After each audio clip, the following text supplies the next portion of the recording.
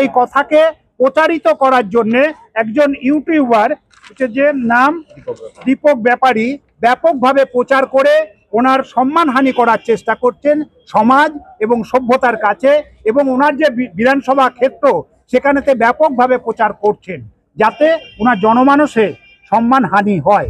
তার বিরুদ্ধে উনি আদালতের দ্বারস্থ হয়েছে। ওনার সরাসরি হচ্ছে যে এই শাসক দলের সঙ্গে সংঘাতে যাওয়ার প্রয়োজনীয়তা নেই, আদালতের দ্বারস্থ হয়েছেন, আদালত অ্যাপ্রোপ্রিয়েট ব্যবস্থা গ্রহণ করবেন।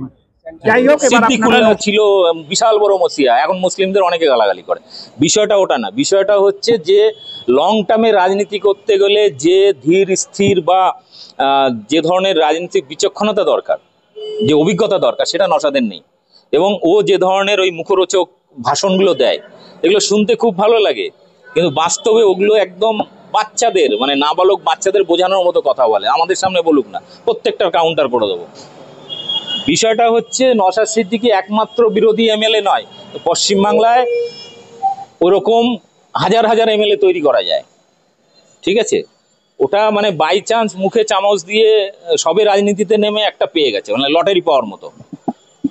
ও কোনো বিশাল লড়াই করে কোনো নেতা হয়ে তারপরে ভোটে জিতেছে এরকম নয়, বিশাল কোনো আন্দোলন করে নেতা হয়েছে এরকম নয়।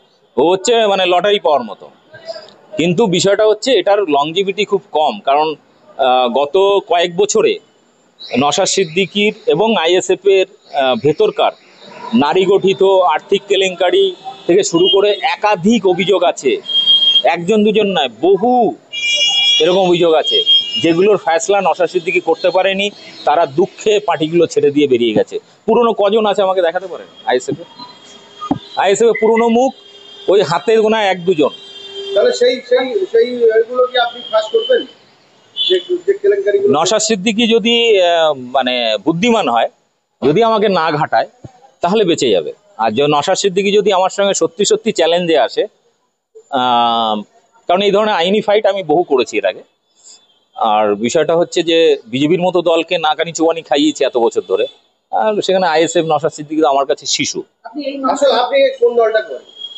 আমি কোনো দল করি না, আমি বরং রাজনীতিকে ব্যবহার করতে শিখি। মাঠে খেলতে গেলে, ফুটবল খেলতে গেলে আমি ব্যবহার করি, বল লাগে, আর ক্রিকেট খেলতে গেলে ব্যাট বল। আমি হচ্ছি, আপনি রাজনৈতিক দলকে নাকানি চুবানি খাওয়াচ্ছেন, তাহলে বিনা অরাজনৈতিক দলে কিভাবে নাকানি চুবানি? ধরুন আমি যদি পশ্চিমবাংলায় না থেকে বিহারে থাকতাম, আরজেডিকে দিয়ে, লালু প্রসাদকে দিয়ে আমরা বিজেপিকে আটকানোর চেষ্টা করতাম। আমি যদি দিল্লিতে থাকতাম, কেজরিওয়ালকে দিয়ে আটকানোর চেষ্টা করতাম। আমি যদি ইউপি থাকতাম, সমাজবাদী পার্টিকে দিয়ে বিজেপিকে আটকানোর চেষ্টা করতাম। আমি যদি দক্ষিণ ভারতে যেতাম, স্টালিনকে দিয়ে, কোথাও হয়তো সিপিএম, কেরলে সিপিএমকে দিয়ে, কোথাও কংগ্রেসকে দিয়ে।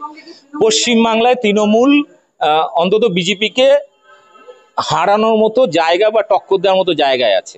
বাকি দলগুলোর ভোট পার্সেন্টেজ কত? সব মিলিয়ে হবে 10%, সবার তিনটে পার্টির 10%। সে যদি এখন নিজেকে ঢাল নেই, তরোয়াল নেই, নেদিরাম সর্দার বড় বড় বুকুনি মঞ্চে, সে সিপিএম হোক, কংগ্রেস হোক বা আইএসএফ, বড় বড় বুকুনি। কিন্তু আমি তো বলছি, নওশাদ সিদ্দিকী যেদিনকে কোনো হিন্দু মেজরিটি এলাকায়, হিন্দু না, কোনো বিজেপি এলাকায় জিতেছে, এরকম বিজেপির জেতা আসনে কোনো বিজেপির নেতাকে হারানোর চ্যালেঞ্জ করবে এবং হারাবে, সেদিনকে থেকে আমি আইএসএফ করবো। অনেক মুসলিম এরিয়ায় বিজেপি পাত্তা পাবে না, এটা তো স্বাভাবিক।